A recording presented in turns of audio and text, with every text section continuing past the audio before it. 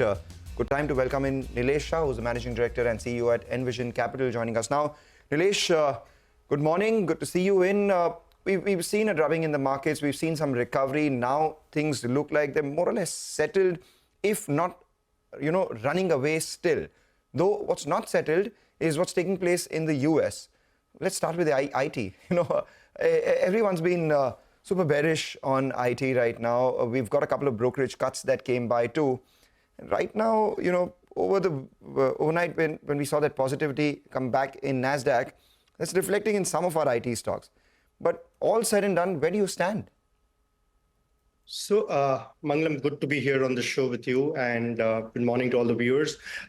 In the very short term, we are going to be correlated with the NASDAQ and the US markets as far as the big IT companies go. But the bigger challenge which IT companies have been facing now for many years is basically a very tepid kind of growth. The growth is pegged to the US GDP, which probably grows at around 2 to 3%, and versus that, they have been growing at about 4 to 5% in dollar terms, and at best, maybe high single-digit growth in terms of the rupee or the local currency. So I think from a growth point of view, there's really no juice in the large cap IT names, the top tier names. Clearly, I think it's more a kind of a PE or a multiple arbitrage that you play in, with about 20 times being the floor and about 30 times being the ceiling. So clearly, I think currently the large cap names are trading currently at 23, 24 times trailing earnings. Probably, I would still think there's a bit of a downside to the large cap IT names. However, having said that, clearly the big opportunity is in the tier 2, tier 3 IT companies. Clearly believe that those companies which will work on developing their own agentic AI solutions will be the big winner for the medium to long term. And I think that's an opportunity which can give them strong double-digit kind of growth over many years. So clearly that's the space to be focused on. Second is there are a few tier 2 companies which are product companies, enterprise software companies, which have corrected quite meaningfully over the last 2 months. They've corrected probably between 30 to 40%. And valuations have become way more reasonable, and they deserve to trade at a premium to the market or a premium to the large cap IT company. So I clearly believe that's really where the focus of investors should be, and not necessarily basically focus on the top 3 or top 4 companies. Okay, all right. Hi, Nilesh. Good morning, and always good to see you. Nilesh, first on the market, it's a correction, or are we getting into bear territory? What's your take on the Indian markets?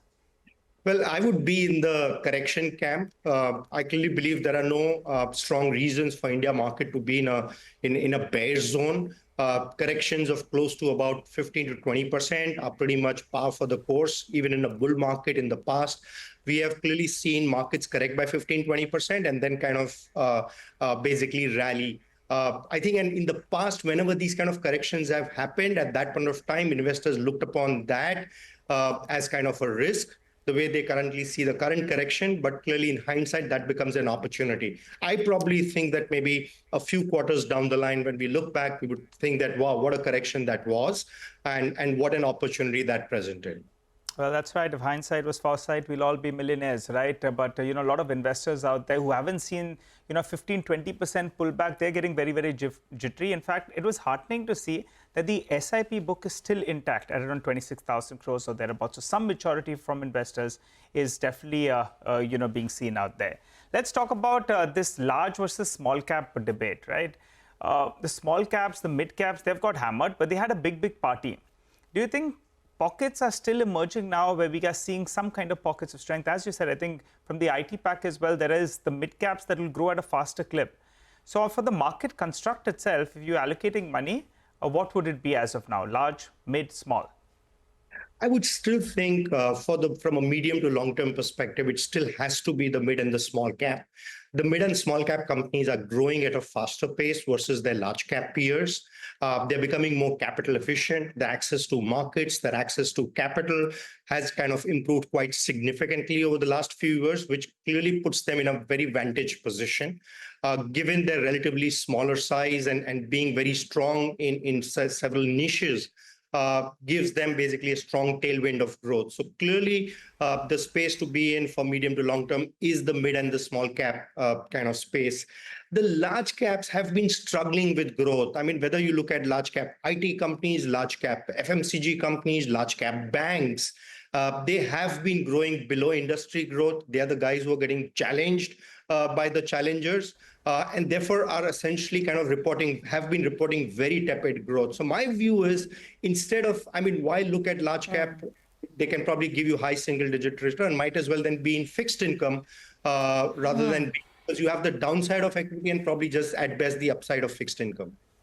Nilesh, hi, morning. Great to have you on, and holy greetings to you. This is exactly the point that I was discussing and debating yesterday, because our colleague Reema, she put up a chart on forward earnings projections for IT companies FY26. The numbers were like 3%, 3.5%, 4%, 4.5%. So I was joking, saying you replace all the IT names and put in the FMCG names. It'll be the same chart. It's the numbers haven't changed. And that's the problem with the market, exactly what you're saying, with the large cap side of the market. Oh, there's no growth. So then what are you paying for? Anyway, so that's a separate debate. But I want to spend some more time on IT. You've always liked the digital themes a lot. I mean, it's not in this correction. You've been liking them for the last, I think, 1.5 or 2 years. In this correction, Nykaa, Paytm, Zomato, Swiggy, PB Fintech, these stocks are down between 30% to, I just checked, 44% on Swiggy. Swiggy is way below its, listing day price as well. With this kind of a value destruction, do you see bargains? And more importantly, do you see some growth safety as well? Because a lot of these companies are still in investment phase. For instance, the quick commerce guys are setting up these dark stores. And they've acknowledged that it will pressurize margins, at least in the near term. So what to buy in digital after this market fall? So we invest. We are holders of probably most of the names that you basically mentioned. So that's the disclaimer here. But clearly, this is honestly an opportunity for many years. Digital essentially is the way forward. And clearly believe that over the next 3 to 5 years, the digital platform companies will keep compounding in double-digit rates. They'll become significantly larger, and many of them, one odd name has made it to the sensex and the nifty. But I probably think that the composition of the sensex and the nifty itself will change over the next 5 to 7 years with many more additions to their names. While each one of them does have competitive intensity or regulatory challenges here and there. But today, look at it. What are the two big risks that this market is facing? One is on the tariff front. Second is on dollar devaluation. On both those risks, digital platforms score high. I mean, they remain relatively insulated from both these risks, and the entire growth opportunity is the domestic space, where they have the opportunity to go ahead and keep garnering market share and keep growing at double-digit rates. So I clearly believe that this correction that we have seen of about 30 to 45% in digital platforms or digital companies clearly is not just great from a risk point of view, but is also great from a growth point of view. Okay, so that's one space you're absolutely convinced about. Before we let you go, any other ideas, solid ideas, where now you're getting a great price entry point and you're seeing reasonable growth ahead? What else, apart from the digital companies? So apart from the digital companies, I think the consumer product companies, and I'm not talking of the large cap FMCG companies, but maybe again the smaller consumer product companies which have strong, basically niches. I also believe that over the next few years, consumption will remain relatively resilient, especially with the initiatives in the most recent budget, and then some of the other direct benefit transfers which state governments are doing to consumers. I think a combination of all of that will leave more spending power with consumers, and a couple of categories which I think will remain standout categories will be the Alcobev space, and second is essentially the beauty and personal care segment. So I clearly believe consumer products as a category looks good. Within that, subcategories like Alcobev or beauty and personal care could end up being standout categories. Just quickly on PB Fintech, you own that stock, specifically just asking because of the diversification that they've done. They've deployed capital in PB Healthcare. The street did not like this diversification away from core. Well, Mangalam, they have been, of course, this is essentially a development which is 6 months old. I think the management has gone on multiple occasions to clarify that the allocation will be no more than $100 million. I think the current allocation pretty much is within that ceiling of $100 million.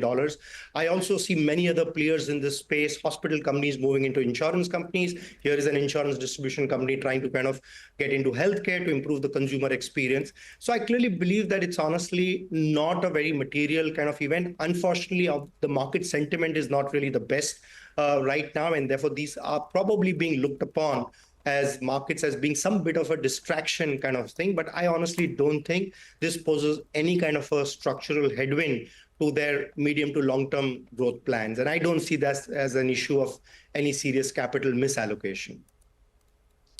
All right, Nilesh, thank you so much for joining in and giving us perspective on a whole lot of things, including specific stocks as well. Wish you a very, very happy Holi and season's greetings as well, you and your team.